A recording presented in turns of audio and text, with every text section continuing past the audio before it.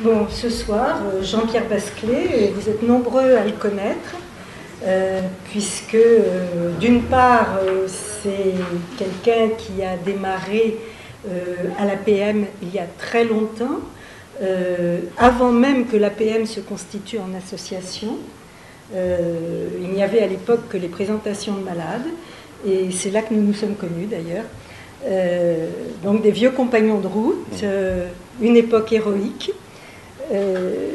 Depuis, eh bien, l'APM a grandi, les activités se sont multipliées et Jean-Pierre anime deux groupes à l'APM, un séminaire qui s'appelle La présence du réel en médecine et en psychanalyse, et depuis cette année, il anime avec Annick Galbiati un groupe de réflexion sur réel du corps et pratiques cliniques. Alors, j'ai envie de dire que le trajet, tout dans le trajet de Jean-Pierre Basclé, le menait à l'APM. Vrai ou pas vrai? Développe. Eh bien, Jean-Pierre Basclé a travaillé dans de nombreux services de médecine comme psychanalyste. Et il a commencé avec pas n'importe qui, puisque c'était le docteur Bonafé. C'était un parcours qui a commencé par la psychiatrie, mais la psychiatrie avec le docteur Bonafé, c'était hors les murs. Hors les murs, c'est-à-dire d'abord le secteur, c'est Bonafé qui a mis en place la sectorisation, et puis Jean-Pierre Basclé qui a commencé au sortir de la fac, si tu me dis si je me trompe, qui a commencé dans un service de psychiatrie, s'est très vite retrouvé à l'extérieur du service de psychiatrie, dans un service de médecine. Tu as contribué à mettre en place aussi les structures intermédiaires extra-hospitalières, et c'est dans cet esprit qu'il y a eu un accord avec les services de médecine pour pouvoir les prendre en charge sur le plan psychique alors qu'ils étaient suivis en hôpital général. Et à partir de là, eh bien, tout naturellement, ton trajet s'est poursuivi en service de médecine en mettant en avant la question du sujet. Tu as contribué à créer une unité de psychologie clinique rattachée à la direction de l'hôpital général, et tu as commencé à travailler en hémato avec l'arrivée des malades du sida. Tu as fait des accompagnements de fin de vie, tu t'es occupé des maladies métaboliques, le diabète, la nutrition, et dans ce cadre-là, il y avait aussi évidemment des anorexiques et des boulimiques, les services d'urgence, la cancérologie, les soins palliatifs. En tout cas, psychanalyse et médecine a toujours été pour toi au cœur de ta place de psychanalyste. Alors, les institutions analytiques, actuellement, tu es à l'APM, tu as flirté avec l'école freudienne, tu es resté au bord. Flirté de moment. Oui, une histoire d'amour quand même. Et après, tu as été à l'école lacanienne de psychanalyse, c'est Alouche, Philippe Julien, Porges, puis la lettre lacanienne. Et aujourd'hui, tu travailles en libéral et tu viens de publier un livre que vous connaissez, pas si loin l'un de l'autre, qui a été présenté ici. Alors, à l'époque où il a été présenté, je ne l'avais pas encore, je ne l'avais pas lu. Bon, effectivement, c'est une correspondance fictive entre Freud et Alzheimer, mais je dirais que c'est bien plus que ça, parce que ce que j'ai découvert, c'est que ton livre fourmille d'informations, d'anecdotes sur la vie de Freud, tu replaces Freud dans son temps, au milieu de ses contemporains. On y trouve des citations inconnues de Freud, des lettres de jeunesse. On y croise évidemment Fliess, mais aussi Grodek, Krafft-Ebing, Stefan Zweig, Binswanger, et puis d'autres. Et tu te réfères aussi à Pierre Benoît. Et c'est pas fini. Voilà, les réflexions importantes de Pierre Benoît sur psychanalyse et médecine. Et j'ai envie de citer un passage là, puisque ça me paraît tout à fait d'actualité pour ce qui nous concerne.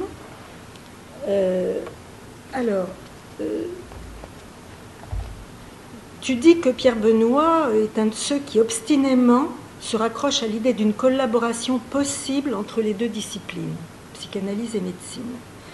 Et tu ajoutes, cette collaboration entre médecine et psychanalyse devrait être possible, selon lui, au motif qu'elles s'intéressent toutes deux à la souffrance humaine. Mais c'est pas si simple, ça veut pas dire grand-chose, s'intéresser à la souffrance humaine, enfin on peut faire dire n'importe quoi à ça. Et tu continues, c'est ainsi qu'il soutient qu'une telle position est tenable à condition de considérer que tout humain porte en soi une souffrance dont la nature n'est pas d'être pathologique, mais de le fonder comme humain. Et mener cette entreprise ne consiste pas, dis-tu pour Pierre Benoît, à se montrer humain avec les malades, mais à reconnaître ce qu'il y a de spécifiquement humain au sein même des processus morbides dont ils sont affectés. Voilà, je pense que c'est très important de le préciser. Et aujourd'hui, tu nous parles des maladies nécessaires, le discord du forclusif. Écoute, merci de cette présentation. Et le fait que tu la termines sur l'évocation de la pensée de Pierre Benoît me permet de passer quasiment directement à ce que j'ai à dire, puisque vous allez vous apercevoir qu'il est relativement présent dans ce que j'ai à vous dire. Mais je tenais avant tout à avoir remercié Daniel de cette présentation, Catherine Colco d'avoir accepté d'être la discutante de cette soirée. Vous m'entendez là quand je parle comme ça? Petite mise en bouche d'abord. Alors vous aurez noté que dans le titre déjà il y a comme un parfum de Witz, le discord. Alors comme j'ai une règle de vie qui est je pourrais résumer comme ça, c'est pourquoi faire simple quand on peut faire compliqué. Ce qui m'a amené à lire l'argument du cycle de conférences qui va se clore après avoir fini mon texte. Et j'y ai retrouvé le terme de discord, qui n'était pas le titre que j'avais prévu au départ, et puis j'ai remanié, et ensuite, il y a très peu de jours, j'ai retrouvé discord. Donc je suis peut-être dans les clous, comme on dit. Voilà. Enfin, vous en jugerez vous-même. Donc, petite mise en bouche, un extrait d'une lettre de Sigmund Freud à Juliette Boutonnier, qui ne s'appelait pas encore Favès Boutonnier, le 11 avril 1930. Je ne vois aucune difficulté à admettre un univers physique à côté de l'univers psychique, dans le sens où ce dernier serait une partie du premier. La question de savoir dans quelle relation ils sont l'un envers l'autre n'entre en considération que pour le dernier, le psychique. L'univers physique n'a un caractère psychique que parce qu'il n'est connu de nous qu'au travers une prise de conscience psychique. Par ailleurs, nos prises de conscience psychique nous imposent aussi la nécessité d'admettre une réalité physique derrière la vie de l'âme. Alors, en ce qui concerne l'emploi du concept de forclusion dans le champ de la dite psychosomatique, ou voire des maladies purement somatiques, comme on dit, j'ai longtemps été circonspect. Je trouvais qu'on avait recours à cette notion d'une manière qui ne me semblait pas toujours argumentée, ça me semblait plaqué, ça sonnait souvent à mes oreilles, hein, comme un slogan, une invocation, une incantation ou un mot d'ordre même. Et j'avais l'impression désagréable d'une exportation de ce concept hors de son champ d'origine, celui des psychoses. Quant au concept de somatose, qui me semble en découler de par une construction quasiment analogue à un syllogisme, la charge pathologique dont il est porteur ne me semble pas rendre compte de ce qui se présente plutôt comme ce que je crois être, selon les propres mots de Pierre Benoît, justement, je le cite, comme le dérapage d'un phénomène normal et même d'un phénomène spécifique fondateur de l'humain. Cependant, peu à peu, en écoutant les uns les autres, et en particulier tous les intervenants de ce cycle qui se conclut presque, et en travaillant la question du réel dans le séminaire que j'anime, enfin plutôt en étant travaillé par la question du réel, je dirais, le réel, le lieu dans lequel ce qui serait forclos du symbolique ferait retour, pour reprendre l'aphorisme de Lacan, j'ai modifié mon opinion concernant l'évocation du forclusif dans ce champ. Une ultime précision avant d'engager cette réflexion. Mon propos ne visera pas tant les maladies accidentelles que les maladies nécessaires. Seules les premières, les maladies accidentelles, font partie de la médecine, disait Maurice Renaud, médecin des hôpitaux de Paris vers 1920, qui est cité par Pierre Benoît. Quelques lignes plus loin, Benoît commente ainsi cette citation. Derrière l'idée de maladie accidentelle, il y a une idéologie normative, il y a le concept d'un homme normal, corporellement et mentalement, mens sana in corpore sano. Seul un accident peut perturber les normes, qui sont une sorte de données de la nature, et le but de la médecine est de restaurer les normes compromises. Derrière l'idée de maladie nécessaire, il y a quelque chose de très différent, et qui a un caractère scandaleux. C'est toujours Pierre Benoît qui parle. Il y a l'idée d'une maladie qui n'est pas dissociable du sujet lui-même. Fin de citation.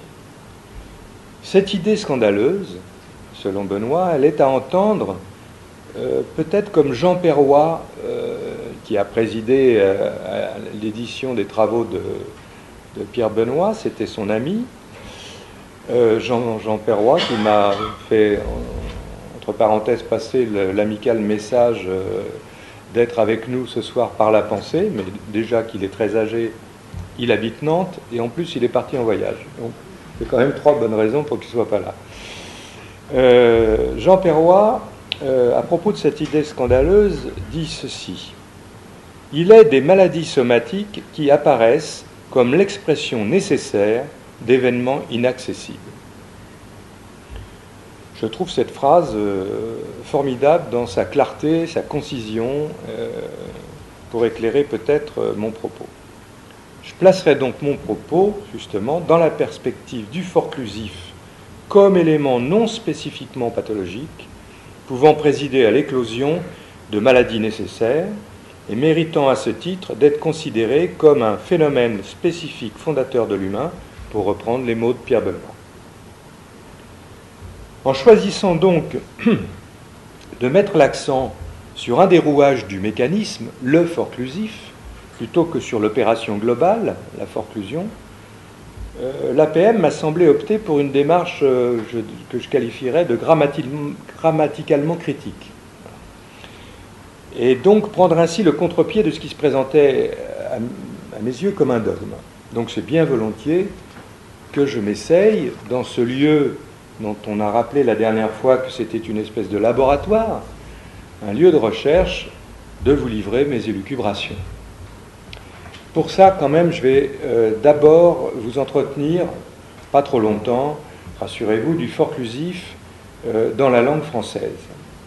Je parle bien sûr sous le contrôle des grammairiens ou des linguistes présents dans la salle, en souhaitant qu'ils écoutent mes propos avec beaucoup de bienveillance, parce que je m'aventure là, bien sûr, dans un champ qui ne m'est pas familier. C'est qu'en effet, le forclusif relève à l'origine de la grammaire. Certains linguistes et grammairiens se sont penchés depuis longtemps sur le problème particulier de la négation dans la syntaxe française, qui partage, semble-t-il, ce problème avec quelques langues, mais pas si nombreuses que ça. Ainsi, Ferdinand Bruno, 1860-1938, ce qui le situe comme un contemporain presque exact de Freud, avance l'idée de deux types de négation, la négation atténuée et la négation renforcée. Cependant, ce renforcement s'instaure par des expressions qui ne signifient pas habituellement une négation. Exemple, je ne resterai pas, négation simple, je ne resterai pas même un jour, négation renforcée. Même un jour, isolément, ne comporte pas une connotation liée à une négation. Bruno était un grand collecteur de dialectes et d'expressions populaires.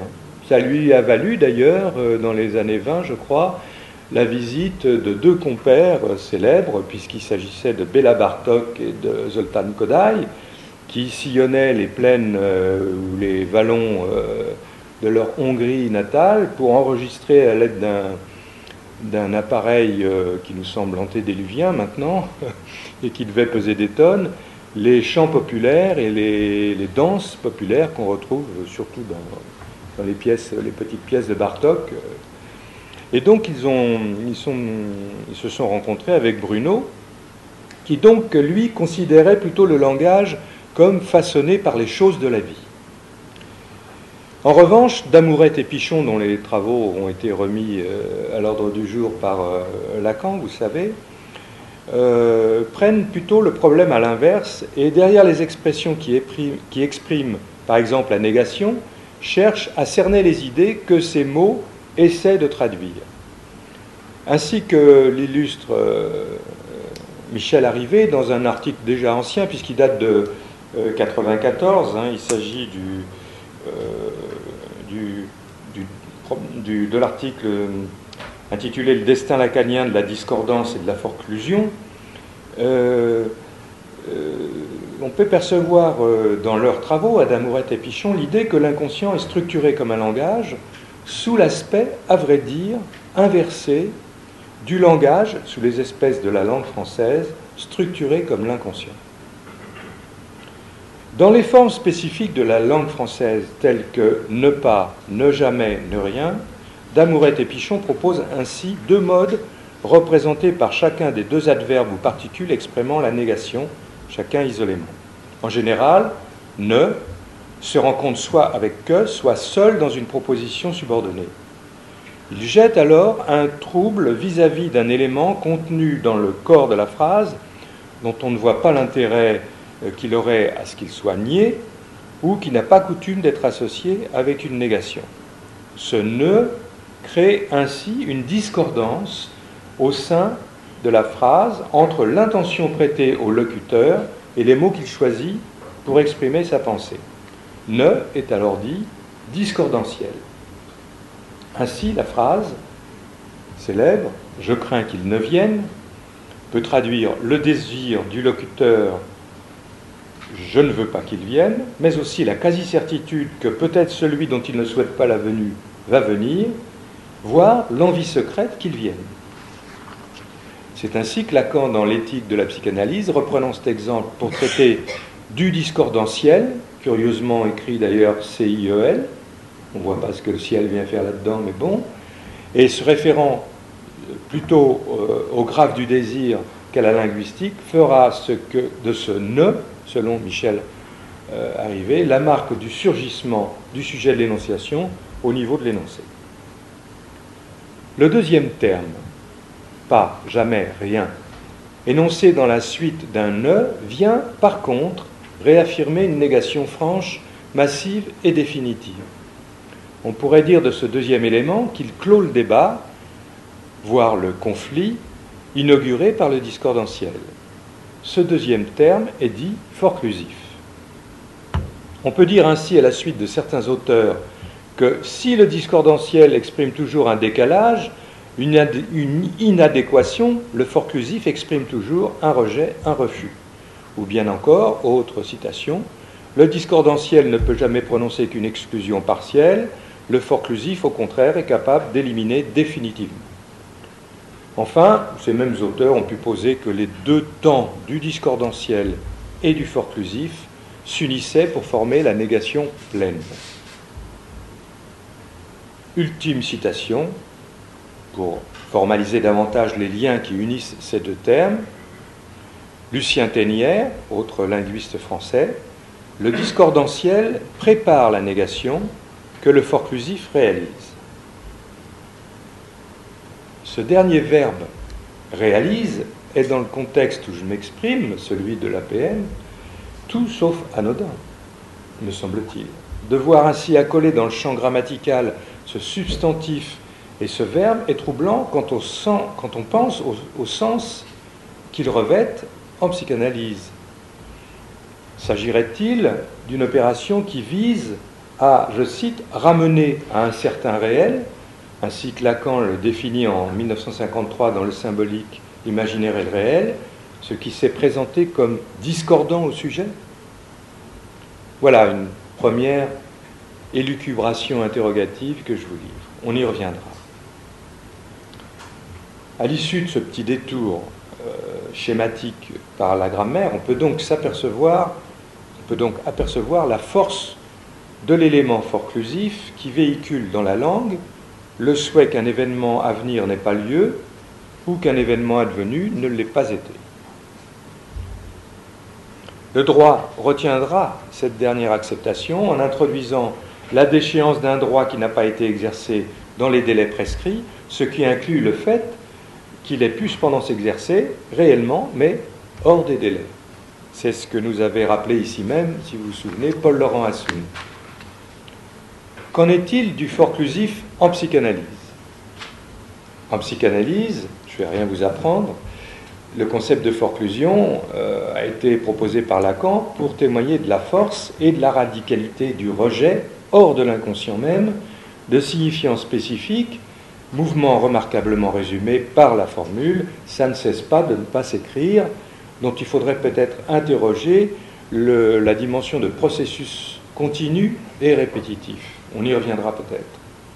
Il fera donc de la forclusion le ressort secret de la psychose, en retenant sa fonction d'abolition rétroactive.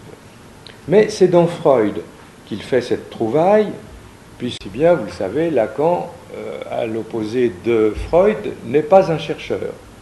Lui, il ne cherche pas, il trouve, comme il dit, s'inspirant de Picasso. Lacan distingue donc dans la prose de Freud le substantif Verwerfung, terme auquel il dit ne pas tenir plus que ça.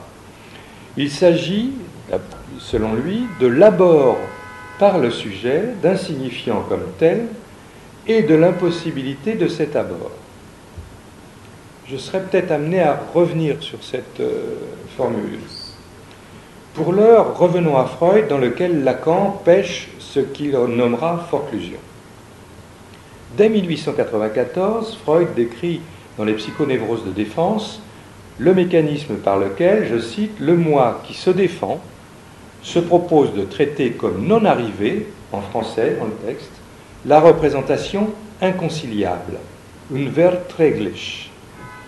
Certes, cette hypothèse est ensuite dépliée pour expliquer comment l'affaiblissement de cette représentation, par l'arrachement de son affect, ce sont ces mots, débouche sur le report de celui-ci dans le corporel, dit-il, et peut expliquer la conversion hystérique, ce qui ne nous propulse pas, avouons-le, du côté de la psychose.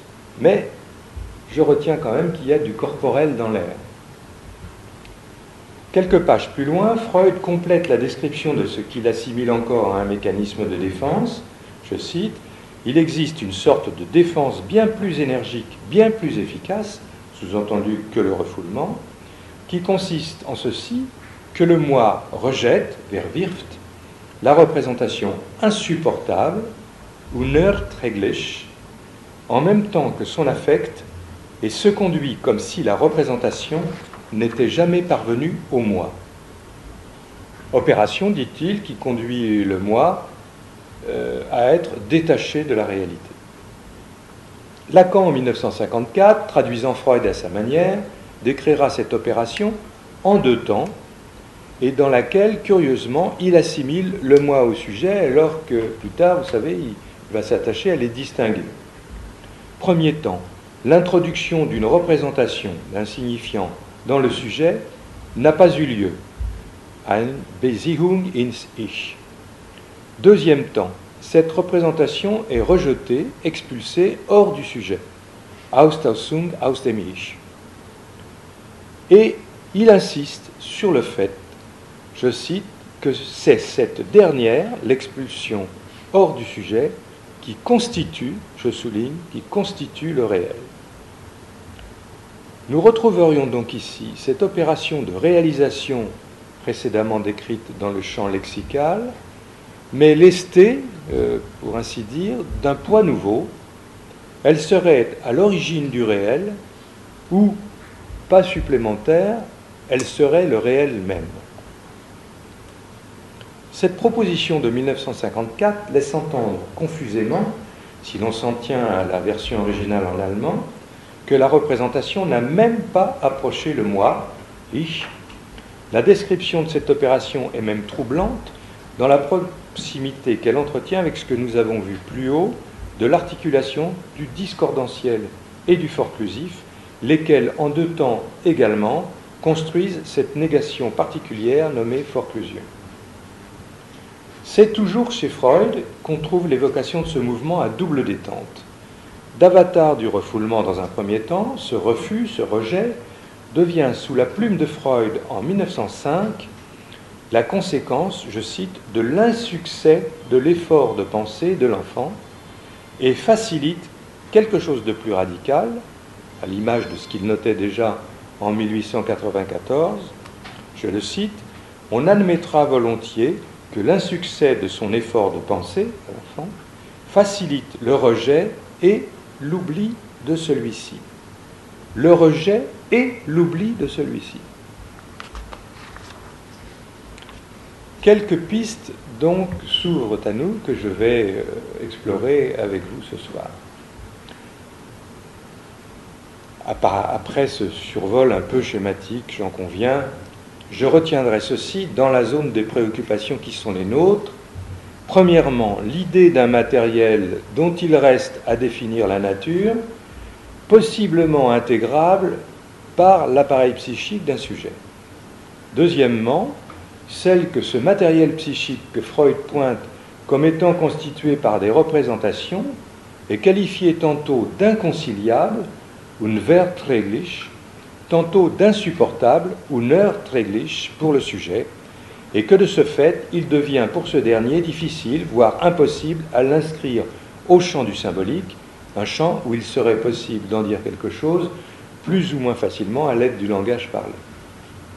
À propos de cette assonance que vous avez dû percevoir, parce que j'y insiste, entre unverträglich et unerträglich, les traducteurs de Freud, sous la conduite de Jean Laplanche en l'occurrence, se sont interrogés sur la présence de ces 2 termes qui ne diffèrent que par une seule lettre. Il y a un V dans unverträglich, inconciliable, qui n'est pas dans insupportable, unerträglich. Ils pensent que c'est une erreur de typographie. Ils soulignent par ailleurs qu'unverträglich est le terme le plus fréquent, celui qui correspond le mieux au mécanisme spécifique décrit par Freud. Ils ajoutent, précision importante, que sa traduction par inconciliable est attestée par le texte Obsession et phobie, leur mécanisme psychique et leur étiologie, texte de Freud de 1895, que Freud publie directement en français. C'est tout sauf du pinaillage, parce que je ne suis pas un adepte du pinaillage, qu'il soit analytique ou pas. C'est cet petit incident de typographie, vraisemblablement, qui semble minime, puisqu'il s'agit d'une seule lettre en trop ou en moins en allemand, débouche quand même sur des significations assez hétérogènes l'une à l'autre en français, puisque inconciliable n'est pas assimilable à insupportable. J'y reviendrai. Le deuxième axe, non, j'y reviens tout de suite, excusez-moi. Deux voies de recherche à l'issue de ces deux idées à retenir s'offrent à nous, si nous voulons bien nous livrer à cette recherche. D'une part, définir les caractéristiques spécifiques de ces représentations que je qualifierais de psychisables, mais qui n'intègrent pas pour autant l'appareil psychique du sujet. D'autre part, rechercher ce qui, du côté du sujet, fonde cette impossibilité. Le premier axe de recherche a fait l'objet de tellement de travaux que je vous renvoie donc à Lacan, à la théorie des signifiants, et à la nature de certains d'entre eux qui, au regard de leur inscription dans l'histoire d'un sujet, les exposeraient, plus que d'autres, à la forclusion. Cependant, j'estime que leur charge signifiante ne suffit peut-être pas à expliquer totalement le sort qui leur est fait. La confusion énoncée, donc, sur laquelle je me suis attardé, entre les deux termes d'unverträglich, l'inconciliable, et unerträglich, insupportable, a pu en effet entretenir, en tout cas ça a entretenu cette idée-là en moi pendant longtemps, l'idée de signifiant délétère, induisant une réaction pathologique, ce qui est peut-être loin d'être le cas. Le deuxième axe sur lequel j'aimerais m'engager tendrait davantage à cerner chez le sujet ce qui, dans sa structure, son histoire, son développement, rendrait son effort de pensée, comme dit Freud, infructueux, au point que le matériel est pour lui, in fine, les qualités de ce qui n'a jamais existé. C'est, je crois, ce que Colette Soler rappelait ici même et que j'ai compris ainsi. La forclusion est mise en place par celui à qui se présente un signifiant, l'enfant par rapport à la métaphore paternelle par exemple. Elle est mise en place ne rend bien sûr pas compte de la véritable nature de l'opération. La forclusion, cela a déjà été pointé plus haut, elle est réalisée, j'ajouterais, elle est réalisée y compris par le corps, dans le corps, mais nous reviendrons sur cet aspect-là. Il y a donc forclusion de fait, pour reprendre les mots de Colette Soler. C'est à cet endroit précis que je me propose d'inverser, je disais hardiment, mais vous verrez que ce n'est pas si hardi que ça, la proposition lacanienne qui visait à dire de la forclusion qu'elle était, je vous rappelle, l'abord par le sujet d'un signifiant comme tel et l'impossibilité de cet abord. Pour en faire version peut-être plus freudienne, je ne sais pas, du moins dans le style, l'abord d'un sujet par un signifiant qui se présente à lui comme tel, et l'impossibilité de cet abord. Une telle proposition permet d'atténuer, je pense, voire d'évacuer, on peut toujours espérer, ce qui, dans la définition première, pourrait laisser penser que le sujet a un rôle actif dans l'opération forclusive et se veut insister davantage sur l'aveu de faiblesse, entre guillemets, mais c'est mon expression, qui se trouve dévoilé à la présentation de certains signifiants. Il ne s'agit en aucun cas d'une fin de non-recevoir, mais plutôt de l'échec d'une opération. Freud insiste, on l'a vu plus haut, sur la dimension d'un succès de cette opération, et j'y insiste moi-même, il ajoute que cet échec facilite le rejet et l'oubli de celui-ci. Nous retrouvons bien là, une fois de plus, la construction d'une opération que je qualifierais de négationniste, se déroulant en et constituant l'échec de l'ancrage d'un signifiant dans un sujet. Nous aurions donc un premier temps discordantiel, c'est-à-dire instaurant une discordance dont on verra que loin d'être délétère, elle serait constitutive dans le manque d'unité dont elle témoigne de la subjectivité même, laquelle discordance, dans la folie selon Lacan, se trouverait dans un deuxième temps résolue, abolie, c'est-à-dire annulée, supprimée, comme si elle n'avait jamais existé, par l'élément forclusif de cette opération. Je suis, vous voyez, peut-être d'une manière un petit peu primitive, la construction lexicale du discordantiel et du forclusif. C'est cette abolition qui se trouve d'ailleurs au cœur de la description que Freud nous propose de ces processus dès 1911 à propos du président Schreber. Je le cite. « Il n'était pas juste de dire que le sentiment réprimé, unterdrückt, au-dedans, fut projeté au dehors. On devrait plutôt dire, nous le voyons à présent, que ce qui a été aboli, aufgehoben, au-dedans, revient du dehors. » On retrouve peut-être là la version princeps de l'aphorisme lacanien, que je vous rappelle, « Tout ce qui est rejeté du symbolique reparaît dans le réel, telle est la clé de ce qu'on appelle le symptôme. » On oublie toujours un petit peu cette fin, là, je trouve très éclairante. Alors, qu'est-ce qui, chez un sujet donné, pourrait rendre vain l'effort de pensée qu'il produit pour intégrer psychiquement une représentation qui se présente à lui? Premier échec, dit Freud, qui a un effet paralysant pour toute la suite du temps. Je reprendrai pour répondre la donnée essentielle sur laquelle Freud insiste, et pour cause, puisqu'il développe sa pensée autour de l'intégration, par le petit garçon, de l'absence de pénis chez la fille.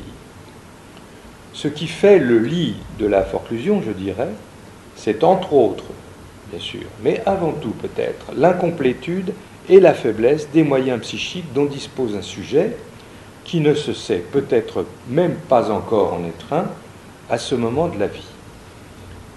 En 1926, Louis Bolk, un anatomiste hollandais, dans une conférence intitulée « La jeunesse de l'homme », livre à la communauté scientifique un concept qui connaîtra un certain succès, celui de néothénie.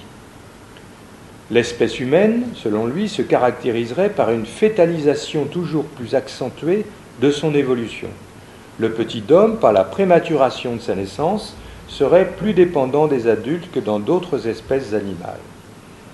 Et il subsisterait longtemps dans sa progression les traces infantiles de cette fétalisation, des caractères infantiles dans son comportement d'adulte.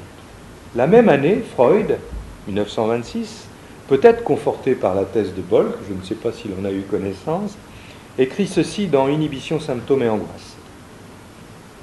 Parmi les facteurs qui contribuent à causer les névroses et qui créent les conditions dans lesquelles les forces psychiques se mesurent les unes aux autres, 3 ressortent particulièrement. Un facteur biologique, un facteur phylogénétique, un facteur purement psychologique. Le facteur biologique, que je retiendrai seul, est l'état de détresse et de dépendance très prolongée du petit homme. Par rapport à celle de la plupart des animaux, l'existence intra-utérine de l'homme est relativement abrégée. Il est moins achevé qu'eux lorsqu'il est jeté au monde. J'adore cette expression. Quelques années plus tard, en 1938, Lacan, dans les complexes familiaux, écrira qu'il ne faut pas hésiter à reconnaître au premier âge une déficience biologique positive et à considérer l'homme comme un animal à naissance prématurée. Un peu plus tard encore, en 1946, c'est en convoquant cette néothénie que, dans son propos sur la causalité psychique, il rappelle l'importance de ce qu'il nomme l'incomplétude et le retard du développement du névrax dans les 6 premiers mois. On sent le médecin qui pointe là, le névrax. Ça lui arrive de temps en temps de se rappeler de ses études de médecine. Il y affirme d'ailleurs que c'est sur fond de cette prématuration de la naissance chez l'homme qu'il pousse un peu plus loin, selon ses propres mots, sa présentation du stade du miroir. Il propose en effet l'idée plus courante en science-fiction qu'en psychanalyse de complexes spatio-temporels imaginaires, nommant ainsi la période qui s'étendrait du traumatisme de la naissance et de la misère originelle qui lui est consubstantielle, je pense qu'il fait allusion à l'Iflosigkeit, jusqu'au traumatisme du sevrage. Ce sont ces expressions. C'est dans cette durée que se développerait, selon lui, une discordance entre le moi, supporté par l'image du corps dans le miroir, et l'être du sujet qui relèverait plutôt du registre de l'éprouvé. C'est toujours, selon lui, cette discordance qui, dans la folie, se trouverait abolie. Le terme est le même que celui qu'emploie Freud, aufgehoben, pour décrire l'expulsion d'une représentation hors du sujet, comme on l'a vu plus haut. Ultime, à ma connaissance, rappel pour Lacan du rapport causal entre l'état de notre corps et la genèse des mécanismes psychiques, en 1974, dans la troisième, à Rome, il développe ainsi cette idée. Lui, le corps, enfin, s'introduit dans l'économie de la jouissance par l'image du corps. Le rapport de l'homme avec son corps, s'il y a quelque chose qui souligne bien qu'il est imaginaire, c'est la portée qui prend l'image, et au départ, j'ai bien souligné ceci, c'est qu'il fallait pour ça quand même une raison dans le réel, et que la prématuration de Bolk, c'est qu'il n'y a que la prématuration qui l'explique, cette préférence pour l'image qui vient de ce qu'il, l'enfant, anticipe sa maturation corporelle. Il serait donc tentant, au regard de toutes ces considérations, de faire de ce fameux complexe spatio-temporel imaginaire le prototype des moments critiques où peut s'instaurer plus qu'à d'autres, peut-être, du forclusif. Et je me suis laissé tenter par cette hypothèse, parce que je travaille ces questions au sein de l'APM, et que c'est une façon aussi de faire dialoguer la science, la médecine et la psychanalyse autrement que dans un discours fictionnel qui mérite quand même le détour, j'insiste, comme celui-ci. C'est une façon de ne pas méconnaître ce que nos moyens psychiques doivent à l'état de notre névrax, pour reprendre les mots de Lacan. Parce que l'important, je dirais ça comme ça, ce n'est pas que des signifiants se présentent au sujet, voire l'assaillent. C'est notre sort à tous. Nous avons tous traversé ces moments-là. L'important, c'est qu'au cours de sa vie, du sujet, il ne dispose pas toujours des mêmes mécanismes psychiques aptes à intégrer de tels signifiants. Il y a même une période où, alors qu'il y est déjà exposé à ce que des signifiants se présentent à lui, il ne peut rien en faire, n'ayant pas encore fait l'expérience de sa propre dimension subjective. Les moyens dont dispose l'enfant de 0 à 6 mois, par exemple, mais aussi au-delà, vont certes croissant via la maturation neuronale, mais l'exposent durant toute cette période à ne pas toujours pouvoir fournir l'effort de pensée suffisant pour mener à bien l'intégration de certains signifiants. Ce n'est pas tant que ces derniers sont insupportables ou unerträglich par ce qu'ils évoquent à l'enfant, comme je l'ai déjà suggéré plus haut, c'est qu'ils excèdent, par ce qu'ils viennent signifier, les moyens psychiques dont dispose l'enfant à l'instant où ils lui adviennent pour qu'il puisse les psychiser, je dirais. C'est ce que me semble recouvrir unerträglich. Les représentations rejetées le sont par le fait qu'elles sont à un instant T inconciliables, nous dit Freud. J'ajouterais, pour rompre un peu ce suspens un peu incongru dans la langue française, inconciliable avec quoi? Eh bien justement, avec l'état de l'appareil psychique du sujet en devenir. C'est en tant qu'elles excèdent, vous entendez ça comme vous voulez, les moyens d'intégration psychique dont dispose le sujet au moment où elles se présentent à lui, que ces représentations créent de la discordance en lui, discordance qu'il ne peut, à ce stade de son développement, assumer. C'est bien ce qui se présente en excès à un sujet en devenir qui constitue le champ de la jouissance. Cette jouissance dont Lacan nous rappelle, je le cite, qu'au sens où le corps s'éprouve, elle est toujours de l'ordre de la tension, de la dépense, voire de l'exploit.